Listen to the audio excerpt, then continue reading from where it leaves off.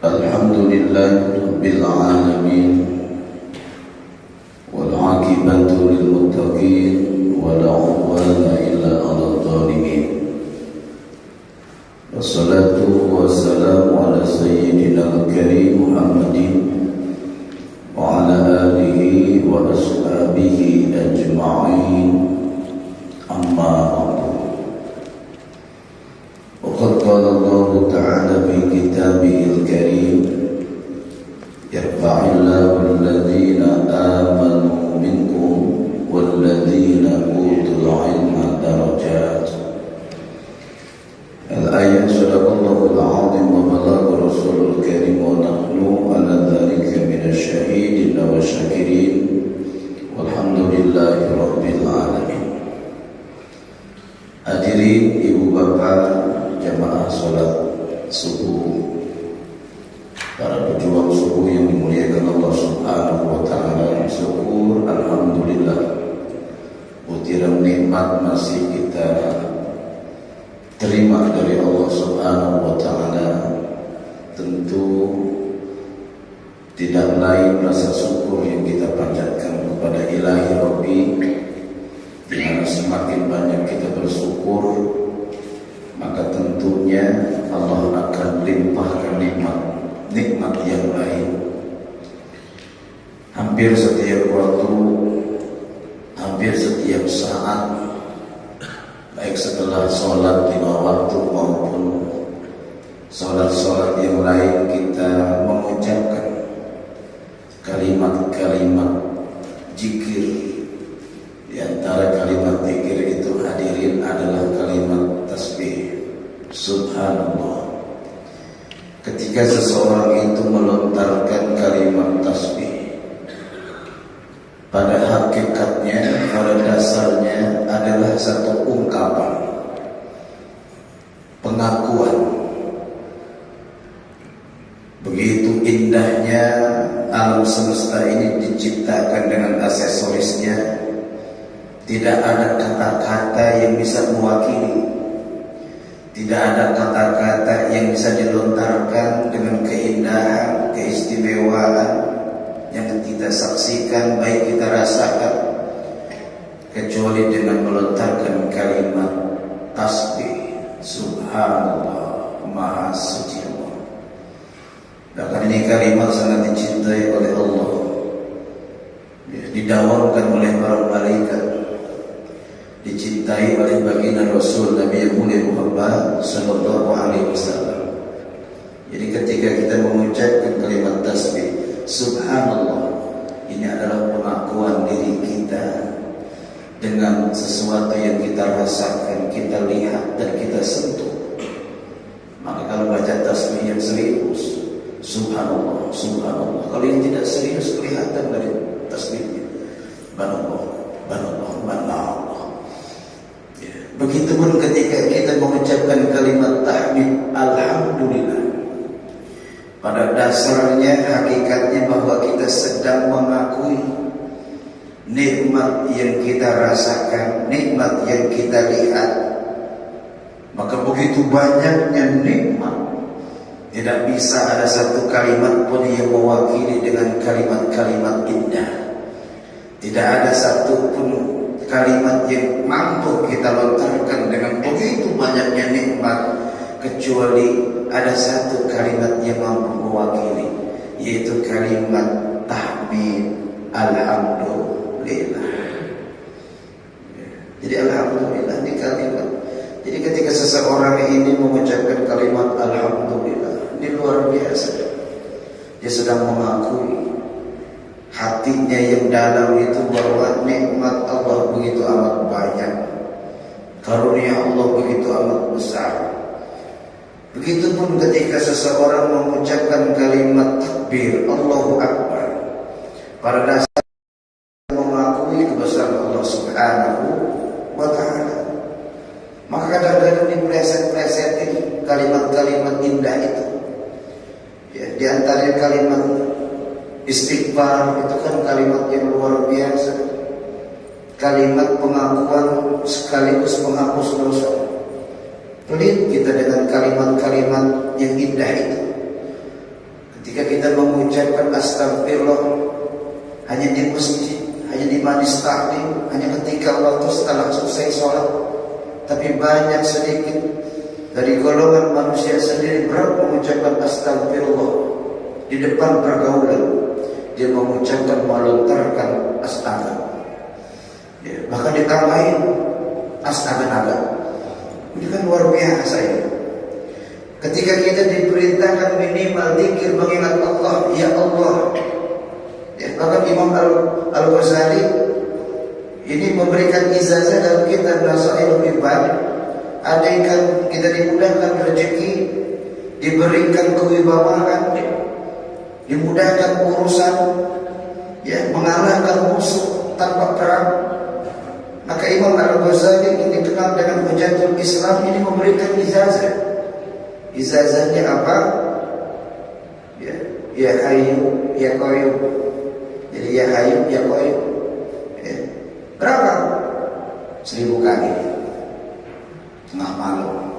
Jadi ijazahnya langsung dalam kitab Nasaihul Ibad. Tapi kadang-kadang kita potong, jangan mengucapkan ya Allah ketika di dalam pergaulan.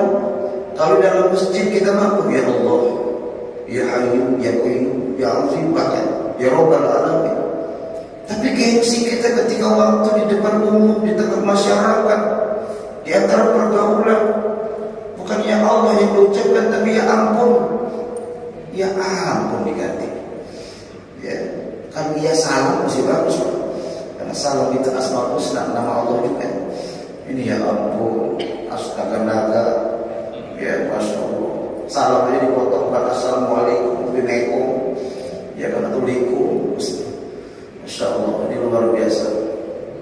Oleh karena itu, ya, semuanya itu adalah jalan di mana kita termasuk golongan orang yang mengakui ya, segala nikmat kebesaran dan tanda-tanda kebesaran Allah Subhanahu wa Ta'ala. Pada kesempatan subuh, ya, biasanya Ahad, sekarang Sabtu. Tapi alhamdulillah kita masih istiqomah.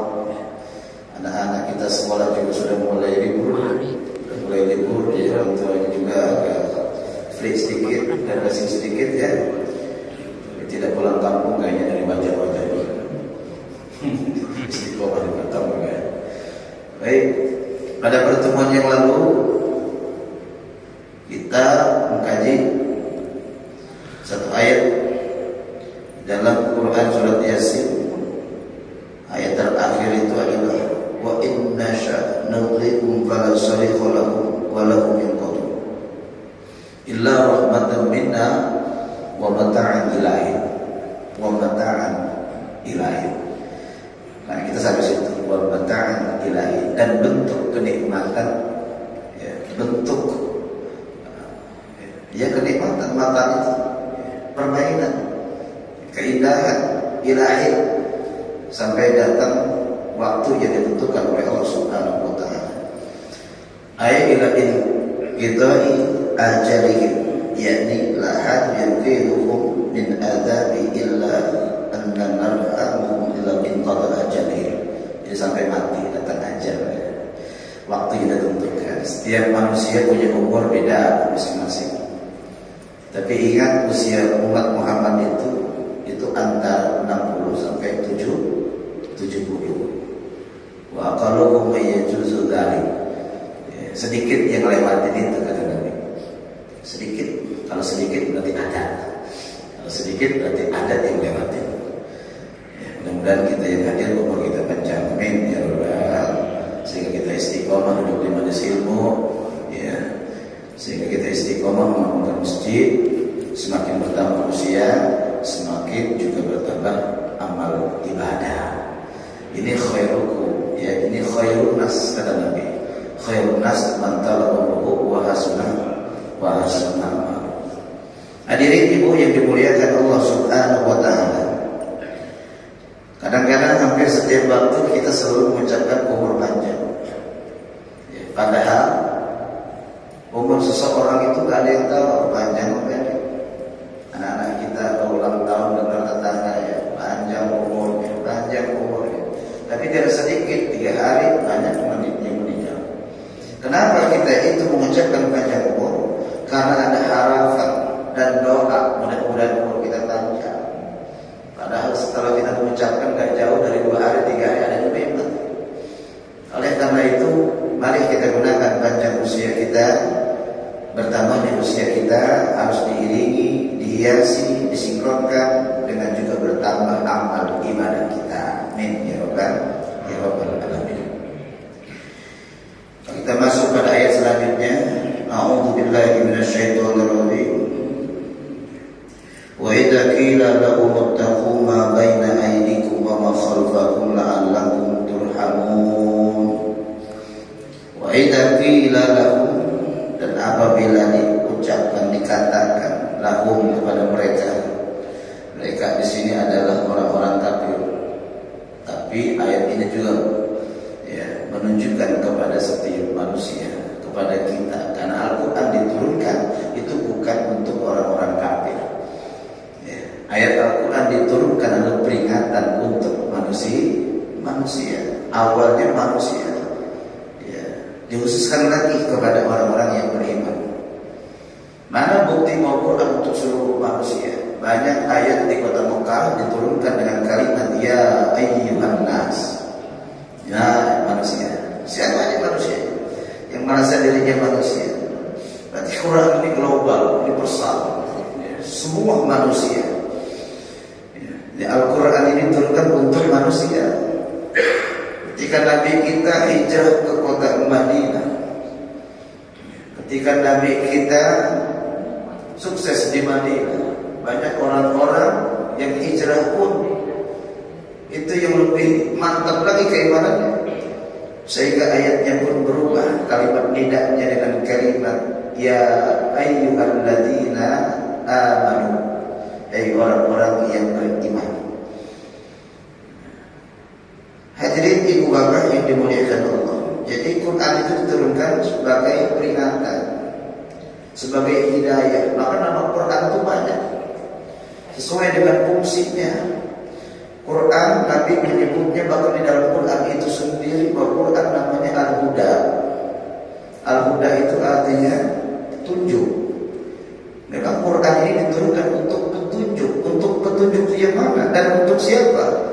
Hudan lil muttaqin, adalah untuk orang-orang yang bertakwa.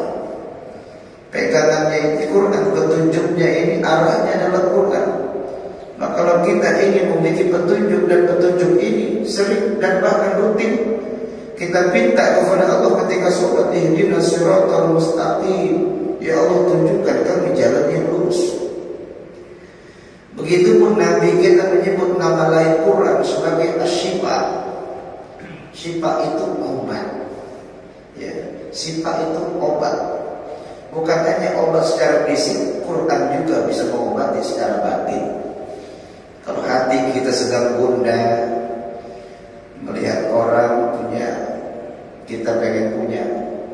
Ketika orang membeli kulkas baru, kita ingin masuk angin. Nah ini periksa, ya, maka tidak ada obatnya, tidak ada obatnya. Iri kepada orang ini minum obat kuil, dan cocok. Ketika hati ini melihat orang yang lebih nikmatnya, iri, jabatan naik, kita masuk angin, lihat ada apa ini dengan hati kita. Ternyata sedikit waktu kita membaca Al-Quran dan tersentuh dengan Quran, disinilah posisi Al-Quran sebagai asy-syifa. Disinilah posisi Al-Quran ditempatkan sebagai obat. Begitu juga nama-nama yang lain. Jadi ketika Allah ini menitipkan kalimat wa'idah qila lahum ittaqu, dan ketika dikatakan kepada mereka ittaqu, takutlah kalian, ma baina aydikum wa ma khalfakum la'allakum turhamun. Al-murad bima baina aydikum ad-dunya. Jadi ulama tafsir ini menyebutkan yang dimaksud dari kalimat itu ma baina aydikum itu bimana ad-dunya. Jadi maksudnya takutlah kalian dengan urusan dunia. Dunia ini kan tipu daya. Banyak orang yang tertipu dengan urusan dunia. Jangan sampai kita hidup dunia sebagai tujuan, maka takutlah dengan urusan dunia. Hati-hati dengan urusan dunia. Yani ihdaruha. Maksudnya hati-hati dengan dunia. Jangan tertipu kita. Jangan keenakan kita di dunia. Pada pertemuan yang lalu saya sampaikan bahwa kita ini menunggu kematian. Kita yang hidup ini bakal mati. Artinya kita sedang antri, ya, menunggu kematian itu. Maka dikasih mainan oleh Allah, ya, dikasih kesenangan oleh Allah, ya, wa mata'an dalam bentuk kesenangan ilahi, sampai ini kita ajari sampai berjumpa ajal mereka. Ya, dikasih kesenangan, dikasih kesibukan, dikasih jabatan, dikasih kerjaan. Walaupun secara duniawi, fardahan itulah yang buat kita senang hidup di dunia ini. Dikasih anak, dikasih keluarga, ya, yang punya kampung masih punya kampung, ada hasil untuk balik pulang dan lain sebagainya. Kenapa? Wabataan ilahi, ya, diberikan kesenangan, hiburan, permainan. Dunia ini permainan. Tapi jangan banyak main, Pak, lupa pulang. Ya, kita tujuan kita yang sebenarnya adalah akhirat. Wal akhiratu khairul laka minal ula. Jangan lupa kita.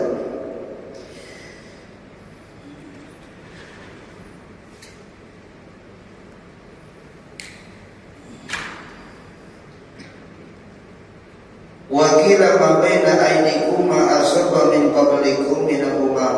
Ada juga ulama tafsir menyebutkan kalimat ma baina aydikum itu adalah sesuatu yang menimpa umat sebelum. Ya. Jadi jangan keulang lagi maksudnya gitu. Ya, jangan keulang lagi. Takutlah dengan urusan sesuatu yang telah menimpa kepada umat-umat sebelum. Contoh umat-umat sebelum itu zaman Nabi Lut. Zaman Nabi Lut ini ada kaum Sodom namanya Pak. Kalau sekarang gay, LGBT, ya, LGBT zaman sekarang. Maka takutlah kepada sesuatu yang telah terjadi sebelum, ya, min qablikum, ya. Jadi min qablikum min al-umam. Sebelum kalian semua dari umat sebelum Nabi kita Muhammad itu ada umat Nabi Lut, durhaka kepada Allah, ujangan seperti itu maksudnya. Ya. Ini diulang lagi. Didukung, banyak kacau, ya, jangan terjadi. Takutlah kata Allah. Wa ma khalfakum adzabul akhirah. Ulama juga menyebut bahwa yang dimaksud dari ma khalfakum adzabul akhirah, lafaz wa ma khalfakum adalah adab akhirat. Kalimat ini menunjukkan, menginformasikan, Allah memberitahu kita bahwa adanya adab akhirat, menunjukkan ada adab kubur, ada siksa kubur, berarti juga ada nikmat kubur. Ya, jadi ada nikmat kubur. Maka takut kita dengan adanya adab kubur. Maka setiap kali kita berdoa pasti kita selalu waqina adzabannar. Dan ketika kita makan juga waqina adzabannar. Allahumma barik lana fima razaqtana wa qina adzabannar. Wa qina itu ya Allah, peliharalah kami, lindungilah kami dari azab api neraka. Rabbana atina fid dunya hasanah wa fil akhirati hasanah wa qina adzabannar. Berarti memang ada yang namanya azab akhirat, ya, azab kubur. Maka disuruh takut kita oleh Allah Subhanahu wa ta'ala. Apakah kita dimaksud nikmat kubur? Apakah kita ini maksud azab kubur? Kalau nikmat kubur, ya amal kebaikan kita lebih banyak, ya. Kalau azab kubur berarti amal kebaikan kita lebih sedikit. Ketika seseorang meninggal dunia, di dalam kubur amal pertama yang akan diperhitungkan, bahkan amal pertama yang akan menolong adalah as-salatul khams, sholat 5 waktu. Ketika mayit itu diusung, dikeranda, dibawa ke liang lahat, diletakkan, dimakamkan, ya, dipendam, ya, di pemakaman, ditinggalkan oleh ahli waris, ditinggalkan oleh orang-orang yang mengusung. Datang malaikat Munkar dan Nakir. Diceritakan oleh Al-Imam As-Suyuti dalam kitab Durarul Ihsan, bahwasanya ketika mayit orang mukmin itu diletakkan di dalam kubur, datang pertama malaikat Munkar Nakir. Nanya tuh Munkar Nakir hadirin, ya, mau nanya, ya, disetop oleh sholat kita. Datang dari lubang mana itu? Datang dari sebelah kepala, min roksihi, dari kepala mayit. Jadi malaikat datang bukan dari kaki, dari kepala, ya, dari kepala, ya. Karena yang banyak masalah dari kepala, mata di kepala, mulut di kepala, telinga di kepala. Benar, kita jalan juga itu kepala kita, ya. Kita bisa dikenal orang dari kepala kita. Kepala, ya. Ditanya, sebelum ditanya oleh malaikat Munkar Nakir, hadirin, ya, itu sholatnya ngomong, maaf malaikat, I'm sorry. Allah itu sholat ngomong I'm sorry. Mungkin lagi sholat mungkin, ya, orang Inggris kayak gitu ya, I'm sorry malaikat, ya, kamu tidak ada jalan lewat sini, sorry. Karena ini mayit ketika hidupnya di dunia, ini kepalanya dibawa sujud kepada Allah. 5 waktu sujud kepada Allah. Malam-malam tahajud sujud kepada Allah. Ketika waktu duha dia sujud, waktu isyraq dia sujud, subuh orang belum bangun dia sudah sujud. Maka tidak layak kembali ke sini, tidak ada tempat jalan saya yang menjadi saksi sholat. Salat yang mana? Salat yang diterima oleh Allah Subhanahu wa ta'ala. Mundur malaikat. Ini diceritakan oleh Imam Suyuti. Ya, mundur kemana? Ke kaki. Lewat kaki. Karena ada 2 arahnya kaki. Ketika kaki mau ditanya, kaki pun amal yang ada di kaki itu ngomong, sorry malaikat, gak ada jalan kembali ke sini. Karena kaki ketika waktu hidup si mayit di dunia, ini kaki dibawanya ke masjid bolak balik. Ini kaki betah banget duduk di majelis taklim di kaki. Ini kaki bawaannya ibadah. Jadi gak ada tempat dan jalan kembali ke sini, wahai malaikat. Akhirnya mendengar itu kalimat mundur malaikat. Gak ada hak untuk bertanya kenapa nongkrong ke amal. Amal baiknya nongkrong di kaki, karena kaki ketika waktu hidup mayit di dunia, ini kaki jadi saksi. Ya, hobi ke masjid, hobi duduk di majelis taklim sampai pegal ke kaki. Ya, lumayan, alhamdulillah. Maka jadikan kaki kita langkahkan untuk ibadah kepada Allah Subhanahu wa ta'ala. Akhirnya kebuka, sama ditolak. Akhirnya malaikat datang ke sebelah kanan tangannya, tangan kanannya juga dilindungi, ya, menjadi saksi amal ibadahnya di dunia. Maaf malaikat, ini main bulan bin bulan ketika di dunia tangannya digunakan untuk bersedekah, untuk infak, menolong orang, meringankan beban tetangga. Hobi di dunia ini tangannya barahan. Tangannya selalu menolong orang, ringan tangannya untuk membantu sesama, nilai sosialnya tinggi. Mundur malaikat. Ini luar biasa. Coba kalau kita gak punya amal, malaikat masuk dari mana aja? Dari kaki masuk ya kan, dari kepala masuk. Rajin sholat, sholat yang diterima oleh Allah. Salat yang mana? Karena kata Allah dalam Quran, fawailul lil musallin alladzina hum an salatihim sahun. Salat yang mana dulu yang bisa, ya, yang bisa menemani mayit di dalam kubur? Salat yang mana? yaitu sholat yang tidak sahur, sholat yang tidak lalai. Imam Al-Ghazali menyebutkan lalai ada 3 dalam sholat. Yang pertama, lalai ala waktiha, lalai waktu. Sholat Pak Ustaz, sholat maghrib jam berapa? Jam 7 lewat 5. Sholat zuhur, sholat jam berapa? Jam 2. Biasa, langganan.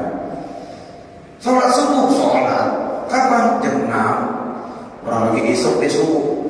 Ya, sholat, dilaksanakan sholat. Tetapi lalai yang dimaksud oleh Imam Ghazali dikenal sebagai Hujatul Islam. Ini gelar bagi Imam Al-Ghazali, Hujatul Islam.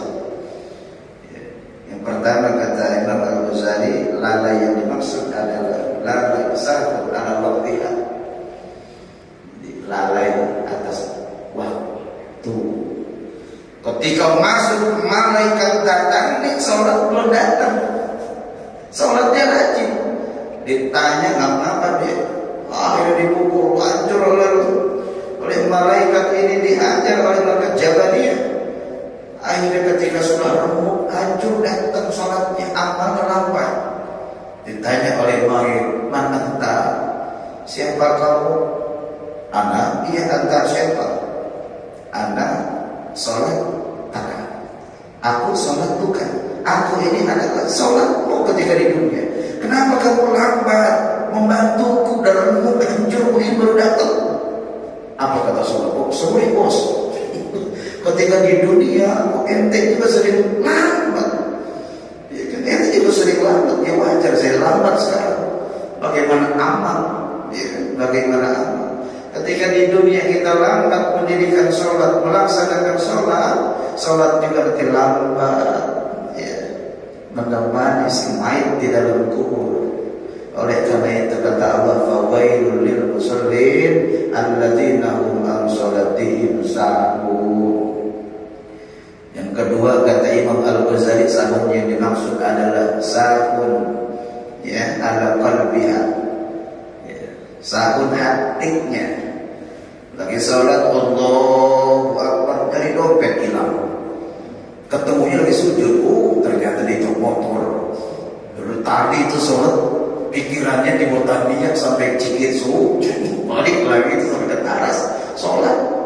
Padahal sudah takbiratul ihram, Allahu Akbar, nyari dompet. Ketika sholat, muter itu hati. Ketemunya lagi ruku, lagi sujud, Allahu Akbar dalam hatinya. Di jok motor ditaruh bocah. Tuh bayangin, sholat fisik hatinya tidak zikir kepada Allah. Maka sholat yang diterima adalah sholat yang khasyi'in, orang-orang yang khusyuk, sholatnya khusyukan. Ya, makanya kalau lagi sholat, kalau rumahnya dekat bukan mutasil, ya rumahnya dekat nggak usah bawa HP. Ya, nggak usah bawa HP, dia masuk masjid bawa HP. Orang main bola ke lapangan aja dilarang. Ada main bola main HP, ya kan? Ronaldo mau main bola bawa HP. Di tengah ketika bola masih jauh dia main Facebook, nggak ada. Menunjukkan apa? Bahwa ketika masuk gelandang arena lapangan saja pemain bola, apa pemain voli, mereka dilarang untuk membawa sesuatu yang bisa mengganggu fokusnya. Apakah lapangan itu lebih mulia dibanding masjid? Ya. Ada urusan apa lagi kita ketika masuk masjid kecuali urusan kita dengan Allah Subhanahu wa Ta'ala. Tapi kalau kira-kira kita sedang bisnis, ya minimal distraction. Yang ketika sholat Jumat paling depan, ketika waktu itu lupa, dering dangdut pula bukan cuma ini Pak. Ya kan? Ini dosanya bukan sendiri, bareng-bareng berjamaah benar semua. Ya kan? Imamnya pun goyang-goyang sampai gitu ya. Maka hati-hati kalau rumahnya dekat nggak usah lupa. Jika ada orang telepon, maaf, I'm sorry ya. I'm praying, maaf saya sedang sholat. Keren tuh. Ya kan? Walaupun ada yang menelepon pun kita bisa maaf tadi sedang sholat. Kan keren ya. Ya, jangan ketika waktu sholat justru kita berkomunikasi, bermuamalah, berniaga. Ini yang tidak dibolehkan, karena panggilan Allah lebih besar dari panggilan yang lain. insya Allah. Jadi takutlah kepada urusan dunia. Ihdaruha itu berhati-hati. Boleh kita ini mencintai dunia, tapi tidak seluruhnya. Kita punya mobil, alhamdulillah, sebagai kebutuhan, bukan hubud dunia. Yang disebut dengan hubud dunia adalah mazada minal hajah.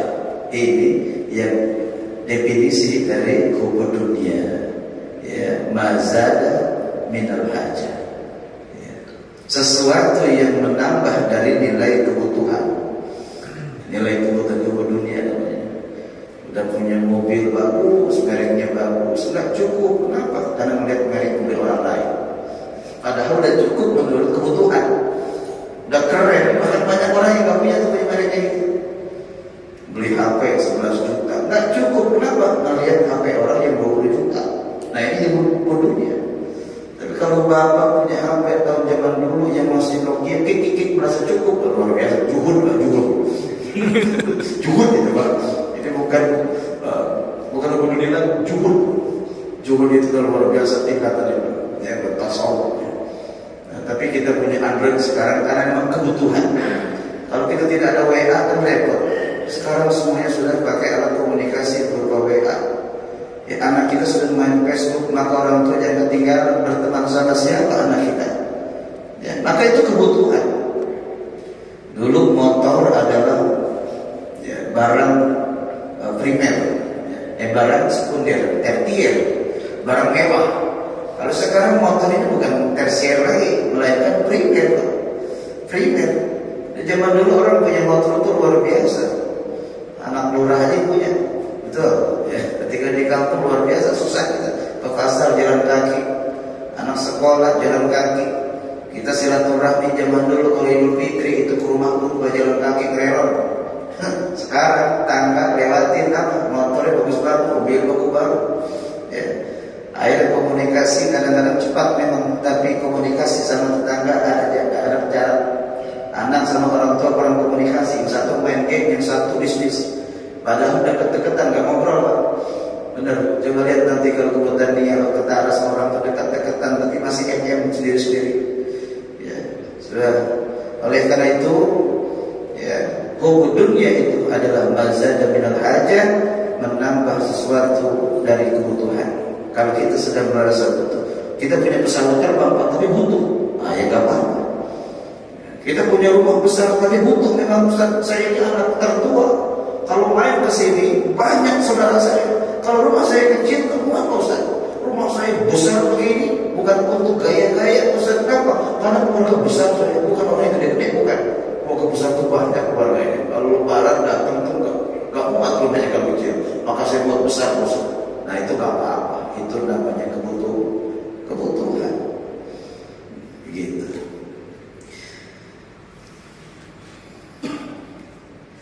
وَمَا تَأْتِيهِمْ مِنْ آيَةٍ مِنْ آيَاتِ رَبِّهِمْ إِلَّا كَانُوا عَنْهَا مُعْرِضِينَ وَإِذَا قِيلَ لَهُمْ أَنْفِقُوا مِمَّا رَزَقَكُمُ اللَّهُ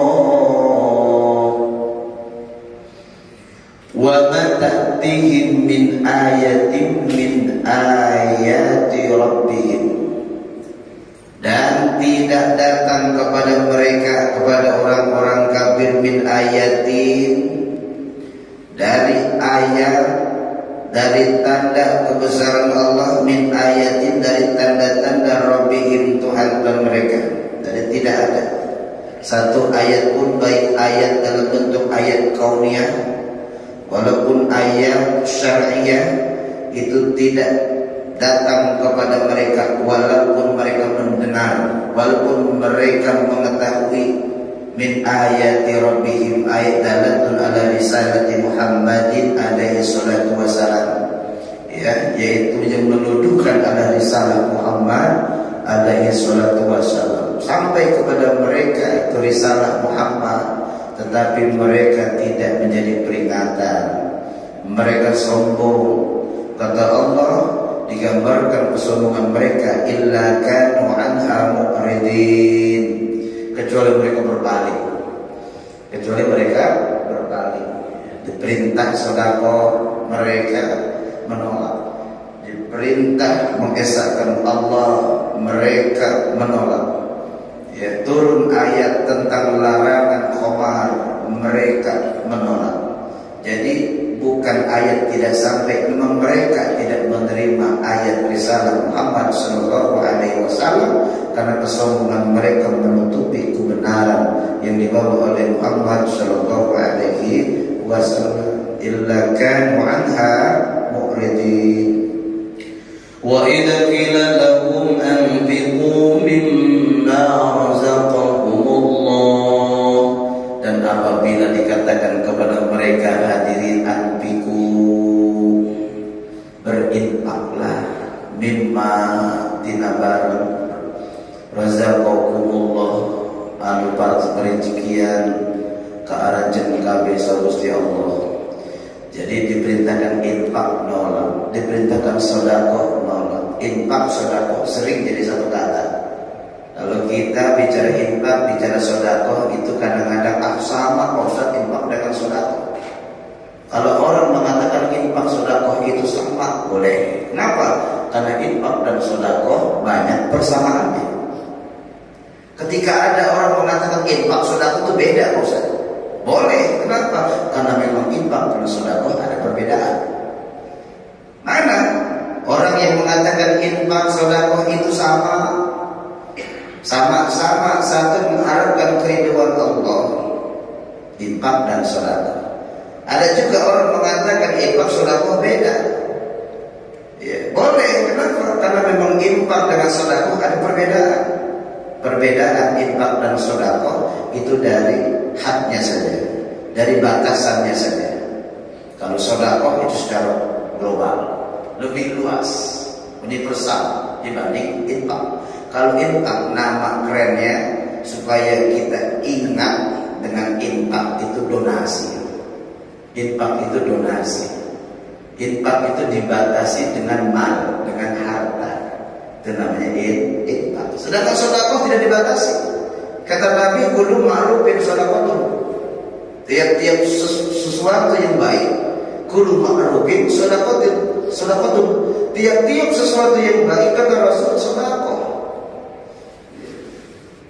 Bahkan yang terkecil dalam cabang-cabang iman itu kan membuang duri ya, di jalan, itu sedekah. Bahkan yang lebih kecil itu adalah senyum, itu juga sedekah. Ketika kita ada di jalan ada batu gede, banyak orang yang lewat. Gimana kalau motor nggak ada dan motor nggak punya lampu, maka bahaya. Kita buang, itu sedekah. Itu sedekah. Senyum sama orang sedekah. Senyum sama orang tetangga sedekah, dia jalan istri orang senyumin terus. Wah, repot urusan. Ya, senyum itu sedekah. Maksudnya mengembirakan orang lain dengan senyumnya kita. Nah, lewat mau keluar, mau ke Botania, mau ke Nagoya, lewat ada sapam di situ. Senyum sama sapam. Assalamualaikum. Senang sapam. Waalaikumsalam, Pak. Jangan ada sapam melewatin tabrak itu positif. Kata sapam sombong apa? Ya, senyum. Ya, sapam juga senang. Ya Pak. Senyum sama orang. Assalamualaikum. Tebar senyum. Apalagi pagi. Pagi itu bahasanya juga sobahul khair. Ya. Bahasa Inggrisnya pun sama, good morning, good itu baik. Maka ucapkanlah kata-kata yang baik. Ya, jangan langsung pagi-pagi undang-undang tambah tua, ucap kita. Mata tangga, mata koran, dan repot. Senyum itu ibadah, sedekah. Jadi kalau infak itu identik dengan bilangan. Ya, jadi dibatasi dengan nama bilangan, yaitu harta. Namun di Semeru, daerah Osi, Gunung Merapi, di Lumajang, Jawa Timur. Nah, kita ngumpulin dana, itu namanya infak. Nama lainnya donasi. Bisa juga disebut dengan saudara. Dan ayatnya pun dalam Al-Quran antara infak dan saudara dekat-dekat. Ya, dekat-dekat. Kalau infak ini kan menunjukkan ya, bahwa kita diperintahkan oleh Allah untuk mengeluarkan sesuatu yang kita cintai, yang namanya infak. Jadi ada tuntutan sedikit. Dalam Quran Allah berfirman, ya ayyuhalladzina amanu anfiqu min thayyibati ma kasabtum wa mimma akhrajna lakum minal ardh. Menginfak. Hei orang-orang yang beriman, anfiqu min thayyibati ma kasabtum wa mimma akhrajna lakum minal ardh. Orang-orang yang beriman, infaklah, keluarkanlah infak, ya, min thayyibati, dari yang baik. Jadi kalau pengen donasi yang baik-baik, ya, makanya kalau ada panitia infak itu keluarkanlah sedekah terbaikmu. Nah, itu maksudnya infak, ya, infak yang terbaik, min thayyibati ma kasabtum, ya, sesuatu yang kamu usahakan. 1 tahun kita usaha, rezeki kita banyak, kita punya, ya, kita memberi orang itu yang terbaik. Jangan yang bekas dikasih orang yang udah bosan baru dikasih. Beli yang baru pada orang, ya, beli yang baru kalau kita mau. Ya, ini itu. Begitupun tentang sedekah, nggak jauh ya. Bahkan ucapan yang baik itu sedekah terbaik. Qaulun ma'rufun wa maghfiratun khairun min shadaqatin yatba'uha adza wallahu ghaniyyun halim. Ya, ucapan yang baik dan memiliki rasa mengampuni, saling memaafkan, ya, ini lebih bagus dari sedekah yang jelek. Maka kata Allah, ya ayyuhalladzina amanu la tubtilu shadaqatikum bil manni wal adha. Hei orang-orang yang beriman, jangan engkau batalkan sedekahmu, ya, dengan bil manni, disebut-sebut, wal adha, ya, dan menyakitkan orang yang disedekahkan. Jangan kita. Lebih baik kita ngomong yang baik itu lebih bagus. Hadirin yang dimuliakan Allah Subhanahu wa taala, ketika diperintahkan oleh Allah kepada mereka tentang infak, mereka apa jawab mereka? Wa idza qila lahum anfiqu mimma razaqakumullah ay idza lil kufar anfiqu mimma ataqakumullah min fadlihi. Ketika diajak oleh orang-orang yang beriman kepada orang kafir, anfiqu mimma ataqakumullah min fadlihi, qala alladziina kafaru lil ladziina amanu anut'imu ay anarzuqu. Malah ngomong ke orang-orang kafir, qala alladziina kafaru, ya, menjawab orang-orang kafir, lil ladziina amanu kepada orang-orang yang beriman. Di ayat turun ketika orang-orang yang beriman ngajak orang-orang kafir infak. Orang-orang kafir diajak infak, ya, nasi kita keluarkanlah ketika itu. Menolak mereka. Illadzina amanu atutaimu, apa kata mereka? Atutaimu, apakah kami ini memberikan makan atau memberikan rezeki? Ya, malau yasha'allahu at'amah, kepada orang lau yasha'allahu at'amah, kalau Allah berkehendak memberikan makan kepada mereka. Wadzalika annal mu'minuna qalul kufar al-Makkah anfiqu al-masakin bima raqibtum min amwalikum. Qala al-kufar anarzuqu man law yasha'allahu rizquhu wa law yarzuquhu ma'a qudratihi alayhi fanahnu wa bikum musyi'atallahi ta'ala wa la nut'imu man lam yu'tihillah ta'ala. Jadi malah ketika diajak infak, ya, kenapa harus kami yang memberikan makan mereka kepada orang-orang pukoro? Kenapa kami yang kasih rezeki mereka? Ya, kalau Allah berkehendak, Allah kan bisa memberikan rezeki kepada mereka. Nah ini, kalau orang-orang kafir kalau dinasihatin dia mana satu lagi, ya, seperti itu. Bahkan kata orang kafir, in antum illa fi dhalalin mubin. Orang kafir dituduh sebagai orang yang sesat. Ya, ay yaqulul kufaru lil mu'minin ma antum illa fi khata'in fi itba'ikum Muhammadan alaihi salatu wassalam. Karena kesesatan mereka dianggap ngikutin ajaran Muhammad Muhammad.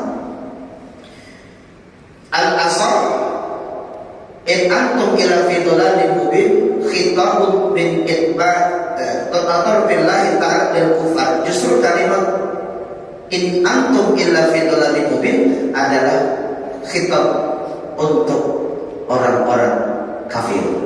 Jadi yang sesat itu orang-orang kafir.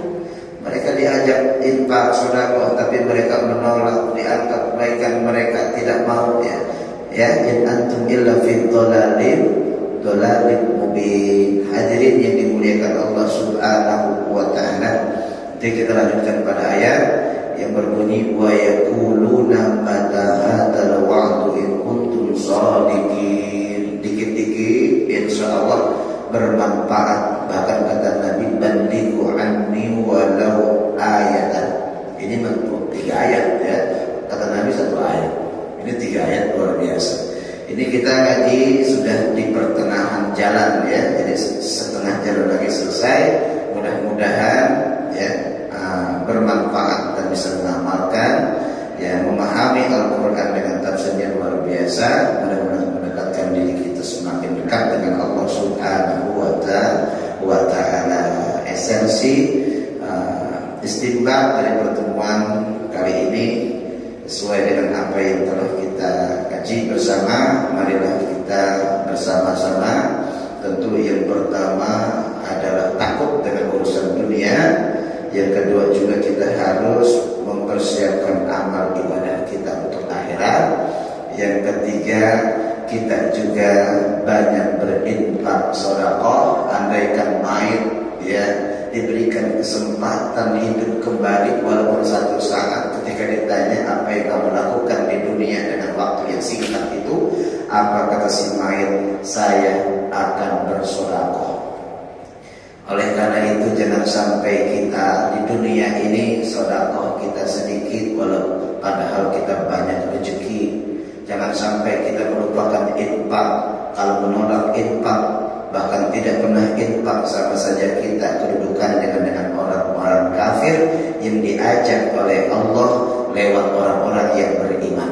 Dan yang terakhir pada pertemuan kali ini, bahwasanya orang-orang kafir ini memiliki sifat yang menentang ya, dengan ayat-ayat Allah Subhanahu wa taala. Ya, mudah-mudahan kita adalah termasuk orang-orang yang mengamalkan perintah-perintah Allah sehingga kita bisa menjadi manusia mukminin yang mutaqin. Amin ya rabbal alamin. Demikian, assalamualaikum warahmatullahi